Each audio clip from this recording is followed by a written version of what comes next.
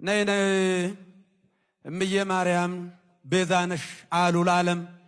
እመቤታችን ቤዛ አይደላችም። ቤዛ ፍጡር ቤዛ መሆን አይችልም።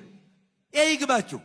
ቤዛ ማለት ስለሌላ ተላልፎ መሰጠት ማለት ነው። ነይ ነይ እምዬ ማርያም ቤዛ ነሽ አሉ ለዓለም። እመቤታችን ቤዛ አይደላችም። ቤዛ ልጇ ነው። አትደንግጡ።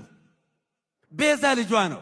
ነይ ነይ ቤዛ ነሽ አሉ ለዓለም ተብሎ አይሰበክም። ቤዛ ተቀዳሚ ተከታይ የሌለው አንድ የእግዚአብሔር ልጅ ብቻ ነው። መጽሐፍ ቅዱስ አውጡ ዕብራውያን ምዕራፍ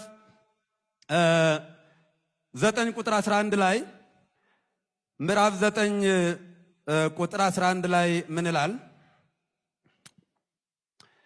ነገር ግን ክርስቶስ መጣ ዘንድ ላለው መልካም ነገር ሊቀ ካህናት ሆኖ በምትበልጠውና በምትሻለው በእጆችም ባልተሰራች ማለት ለዚህ ፍጥረት ባልሆነች ድንኳን ፈጽሞ ወደ ቅድስ በገዛ ደሙ የዘላለም ቤዛነትን አግኝቶ በገዛ ደሙ ገባ እንጂ በፍየሎችና በኮርማዎች አይደለም። በፍየሎች በኮርማዎች አይደለም። ሚካኤል ቤዛ መሆን አይችልም። ገብርኤል ቤዛ አልሆነም። አብርሃም ቤዛ አልሆነም። የትኛውን ፍጡር ቤዛ አልሆነም። ለዘላለሙ ልጇ ነው ቤዛ። የእመቤታችን የቅድስት ድንግል ማርያም ልጇ የዓለም ቤዛ፣ የዓለም መድኃኒት፣ ለዓለም የተከፈለ ዕዳ በቀራንዮ ላይ የሞትና የኃጢአት መድኃኒት ሆኖ ለእኛ የተሰጠ ልብ በሉ።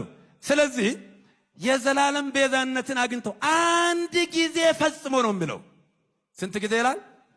አንድ ጊዜ ፈጽሞ በገዛ ደሙ ገባ እንጂ በፍየሎችና በኮርማዎች አይደለም።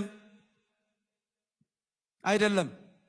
አንድ ጊዜ ፈጽሞ በዛሬው ዕለት በዕለተ ዓርብ የከፈለው ቤዛነት ለዘላለሙ ሲያድንና ሲምር ይኖራል። አሁን በእኛ ቤትም ሆነ በሌላ ቦታ እንደ ትልቅ መከራከሪያ ሆኖ ብዙ ጊዜ ጭቅጭቅ የሚደረግበት ሮሜ የፈረደበት ሮሜ 8:34 ምን የሚያከራክር ነገር አለው? መጽሐፍ ቅዱስ የሚያከራክር ነገር የለም እኮ።